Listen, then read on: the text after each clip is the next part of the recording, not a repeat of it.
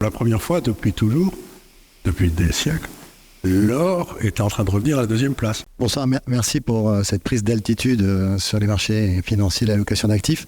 Moi j'ai une question un peu pratico-pratique, parce qu'il y a un paramètre quand même qu'on n'a pas évoqué du tout, c'est la taille des marchés financiers par rapport à tous ces jolis graphes qui nous ont été montrés. Et j'imaginais tout simplement qu'une partie du marché décide donc d'aller vers l'antifragilité, par exemple l'or. Et vu les masses dont on parle de réallocation, ça fait des montants gigantesques. Question tout simple, c'est est-ce qu'il faut acheter de l'or financier ou de l'or physique? Parce que si le marché se retourne, il ne pourra pas avoir assez d'or physique en face pour investir. S'il y a la question, c'est si est-ce qu'une banque a émis des titres en disant je vous repaierai en or, et si elle a fait le coup des banquiers italiens au XIIe siècle, c'est-à-dire de prêter 10 fois plus que la réserve d'or, à partir du moment où les gens demandent la réserve d'or, ça saute.